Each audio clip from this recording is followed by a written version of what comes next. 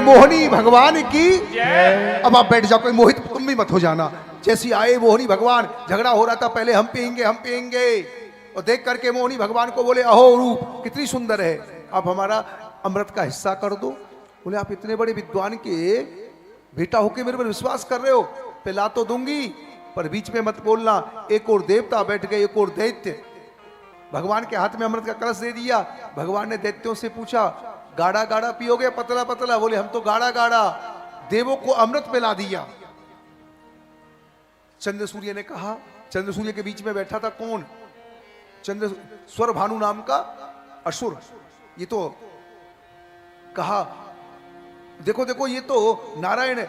और महाराज उसी समय भगवान ने क्या किया मालूम है तुम्हें? जैसे उन्होंने देखा ये तो असुर है, चक्र लेकर के माथा काट दिया। दो हो गए राहु और केतु, मरा नहीं अमृत पी करके। देवन सुधा पिवाए प्रेम सो दैत्यन शील दिखायो। उसके बाद देवासुर संग्राम हुआ, नुमची का वध, कालनेमी का वध, दैत्य समाप्त हो गए। थोड़ा कथा पे ध्यान देना, बड़ी सुंदर कथा है। सब समाप्त हो गए। शुक्राचार्य जी ने इनको मृत संजीवनी देकर के जीवित किया। और ये उस समय सेवा में लग जाते हैं दैत्य। जब ये बात भगवान शंकर को मालूम पड़ी, मोहनी बने, बोले हम भी दर्शन करना चाहते हैं। बोले मैं दिखा तो दूंगा, सावधान रहना।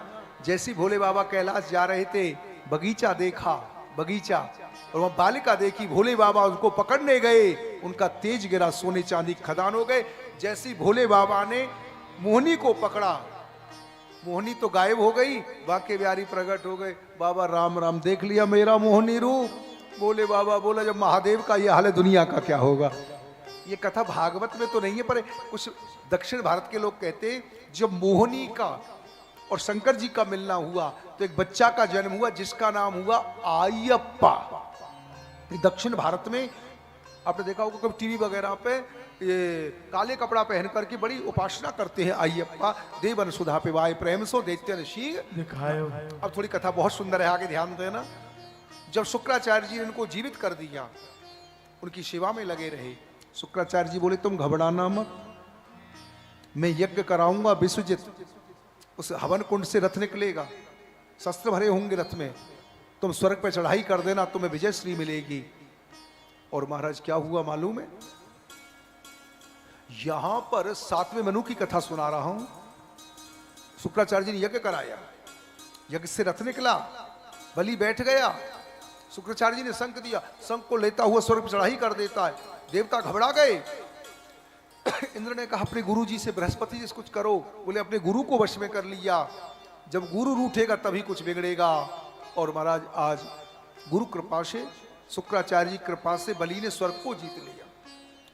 देवता स्वर्ग से भाग जाते हैं, जंगल में रहते हैं। कश्यप ऋषि की समाधि टूटी, भवन समाधि से आए आश्रम पे, पत्नी को उदास देखा। अदिति को तू उदास क्यों हो? तेरी पूजा पाठ में त्रुटि रह गई है, तेरे घर से कोई भूखा चला गया है क्या? एक बात कहूं दीदी, जो व्यक्ति के घर से कोई भूखा चला जाता है अपना पाप दे जाता है और पुण्य ले जाता है। बोले मेरा बेटा जो इंद्र है ना, उसका राज्य चला गया, आप ऐसी कृपा करो, मेरे हम बलवान बेटा जो इंद्र से इंद्र को पुण्य स्वर्ग दिलाए। बोले आपको 12 दिन तक दूध पीकर रहना पड़ेगा। ये भादों के महीना में प्रतिपदा को शुरू किया जाता है दूध पी करके संतान के लिए। 13वें दिन उद्यापन किया जाता है। इन्होंने किया व्रत, भगवान नारायण ने दर्शन दिया, मैं आपका बेटा बन करके आऊंगा, किसी को बताना मत, आप सावधान हो जाएं। भादों का महीना आया, शुक्ल पक्ष है, द्वादशी तिथि है, विजय नाम का योग है। दिन के 12 बजे आज मां अदिति के भवन में भगवान वामन प्रकट हुए। पहले चतुर्भुज रूप में आए और देखते देखते भगवान वामन प्रकट हो गए। बोलिए वामन भगवान की जय, वामन भगवान की जय, वामन भगवान की जय। एक हाथ में कमंडलू छत्र है और राजा बलि की यज्ञ में जा रहे हैं। राजा बलि की यज्ञ में देव कार्य के लिए राजा बलि को लगा अरे अरे मेरी यज्ञ में तो साक्षात नारायण आए हैं। अब उनको महाराज नमस्कार कर रहे हैं, प्रणाम कर रहे हैं। आप हाथ जोड़ करके गुप्ता जी एक बार पूजन कर लो। स्वागतम स्वागतम स्वागतम, उनका अभिनंदन कर रहे हैं। स्वागतम स्वागतम स्वागतम स्वागतम स्वागतम स्वागतम।